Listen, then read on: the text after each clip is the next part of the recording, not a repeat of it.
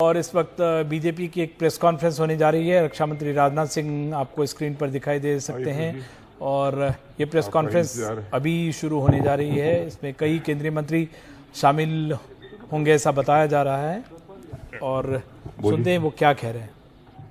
नमस्कार, मैं आज की मीडिया ब्रीफिंग में स्वागत करता हूं रक्षा मंत्री श्री राजनाथ सिंह जी का और इनके साथ मंत्री हैं श्री थावरचंद गहलोत जी, प्रकाश जावड़ेकर जी, पीयूष गोयल जी, मुख्तार अब्बास नकवी जी, प्रहलाद जोशी जी। सर, मैं रिक्वेस्ट करता हूं कि आप मीडिया का ब्रीफिंग शुरू करें। सर मित्रों, मेरी तरफ से आप सभी का स्वागत है। और आज बाइक नहीं चल रही है? चल रही है। आज राज्यसभा में जब कृषि से संबंधित 2 विधेयकों पर चर्चा चल रही थी, उस समय राज्यसभा के अंदर जो कुछ भी हुआ वह जहां दुखद था वही दुर्भाग्यपूर्ण था और इससे भी आगे जाकर मैं कहना चाहूंगा कि वह अत्यधिक शर्मनाक था। मैं जानता हूं कि संसद की कार्रवाई सुचारू रूप से चलाने के लिए जहां पर सत्ता पक्ष की जिम्मेदारी बनती है, वहीं पर विपक्ष का भी सहयोग अपेक्षित है। विपक्ष की भी संसदीय मर्यादाओं का पालन करते हुए अपनी भूमिका का निर्वाह करना यह अपेक्षित होता है, एक्सपेक्टेड होता है विपक्ष के द्वारा भी। लेकिन आम जनता के अंदर, आम किसानों के अंदर एक गलतफहमी पैदा करके केवल निहित राजनीतिक स्वार्थ को साधने की जो कोशिश की जा रही है, मैं समझता हूं कि स्वस्थ लोकतांत्रिक परंपराओं के यह अनुकूल नहीं है। और यह दोनों विधेयक, मैं कह सकता हूं, किसान और कृषि जगत दोनों के लिए यह ऐतिहासिक हैं। इसे लागू करने से स्वाभाविक रूप से किसानों की आमदनी बढ़ेगी, लेकिन किसानों के बीच गलतफहमी पैदा की जा रही है। एमएसपी समाप्त कर दी जाएगी, एपीएमसी समाप्त कर दी जाएगी।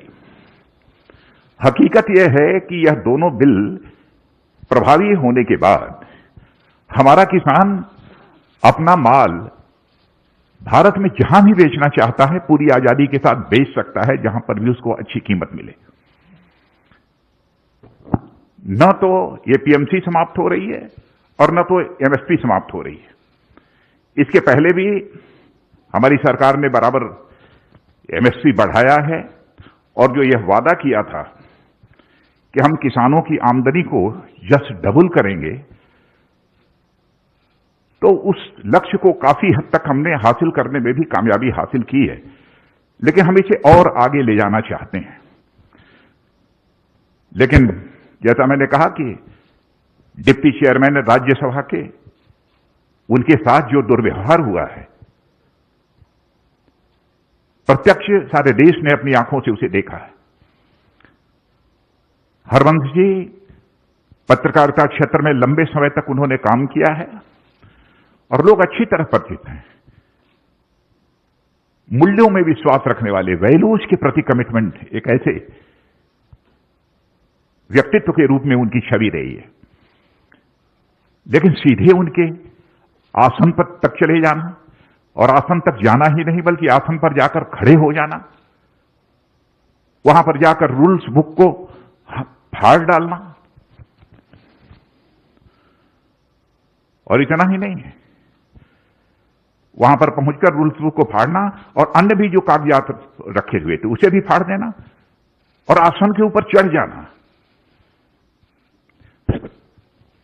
जहां तक मैं जानता हूं, मैं कह सकता हूं कि संसदीय इतिहास में कभी ऐसी घटना न तो लोकसभा में हुई है न राज्यसभा में हुई।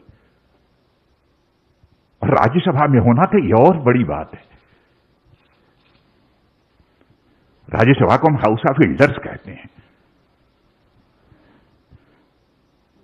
संसदीय परंपराओं में विश्वास रखने वाला कोई ही व्यक्ति निश्चित रूप से इस प्रकार की घटना से आहत होगा आज।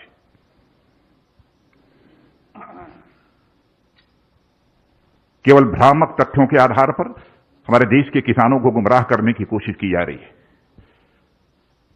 मित्रों, मैं भी किसान हूं, मैं भी कृषि मंत्री हूं। मैं तो अपने जीवन में, राजनीतिक जीवन में कभी यह सोच नहीं सकता कि हम जिस सरकार में हुआ सरकार कुछ ऐसा कदम उठाएगी जो किसानों के हितों पर चोट पहुंचाने वाला होगा।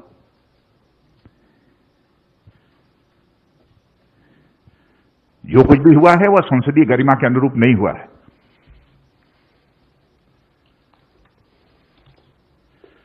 और संसदीय लोकतंत्र में मर्यादाओं का बहुत बड़ा स्थान होता है। जब संसदीय मर्यादाएं टूटती हैं तो लोकतंत्र की परंपराएं भी शर्मसार होती हैं और तार-तार होती हैं।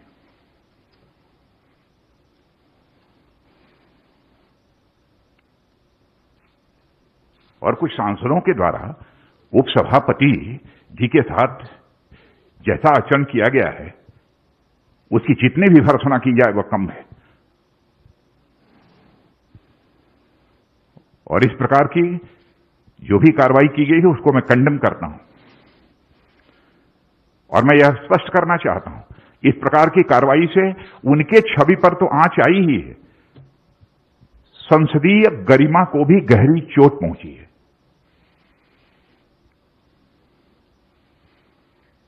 तो इस अवसर पर मुझे इतना ही कहना था।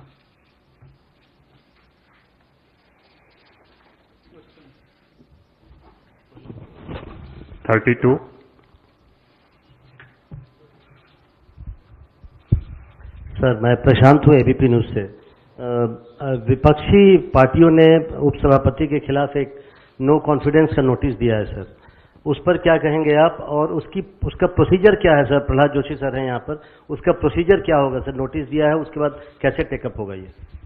अभी तो अब चेयरमैन देखेंगे। नोटिस गई है, चेयरमैन को जो इस संबंध में फैसला करना होगा करेंगे। हम राजनीतिक स्तर पर उस संबंध में कुछ नहीं कहना चाहेंगे। यह प्रेरोगेटिव पूरी तरह से चेयरमैन का है। 50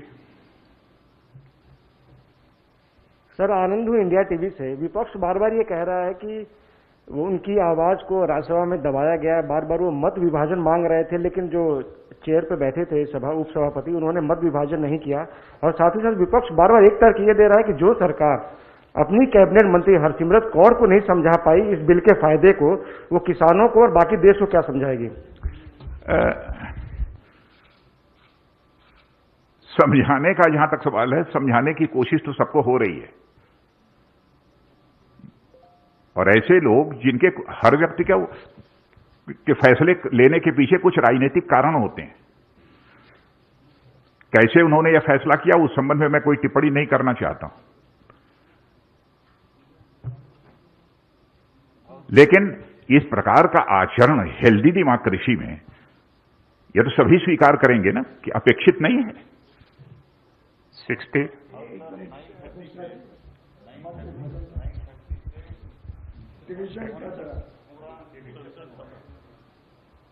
अब यही संसदीय कार्य मंत्री बतला रहे हैं कि 9:30 बजे से 1:30 बजे तक पूरा डिस्कशन चला है।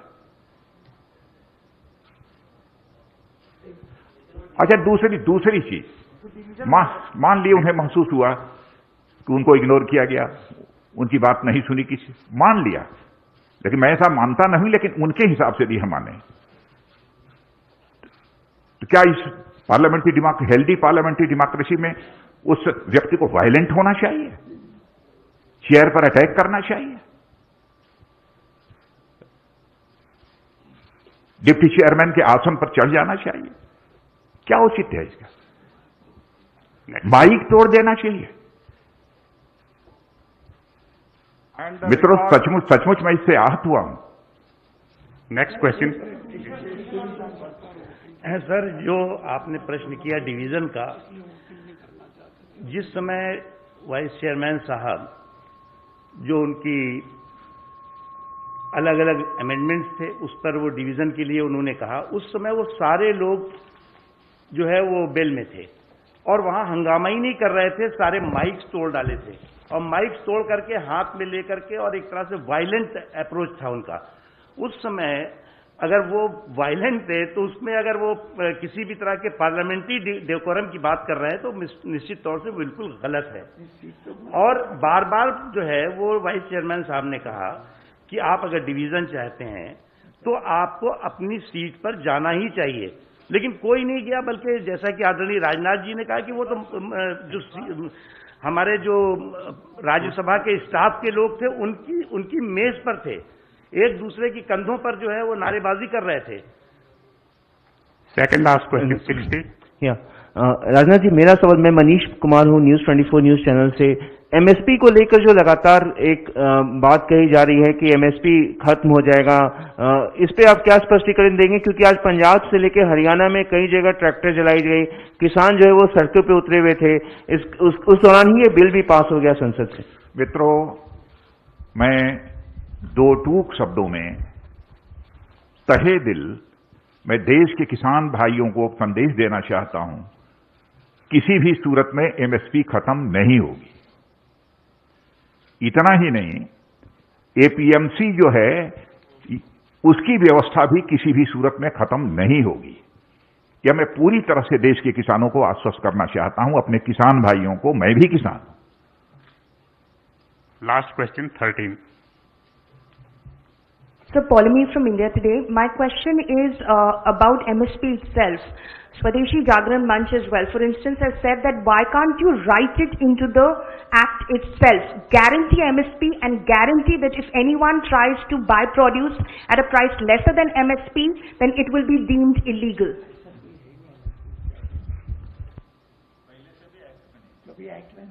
ऐसा प्रोविजन कभी एक्ट में रहा भी नहीं है, इसके पहले भी। Thank you very much, sir. Friends, thank you very much. MSP is not a part of any law. It's an administrative law.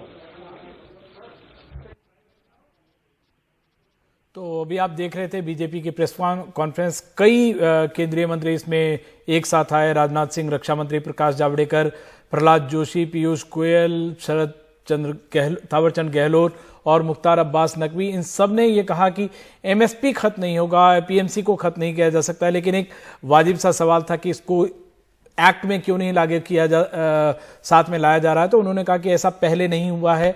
और भी ये बड़ी बात है कि दोनों ही पक्ष ने, सरकार की ओर से कहा गया कि संसद की गरिमा को गहरी चोट पहुंची, जबकि विपक्ष ने कहा कि ये लोकतंत्र के लिए काला दिन है, उनकी बात नहीं सुनी गई, मत विभाजन की जो उनकी मांग थी वो नहीं मानी गई।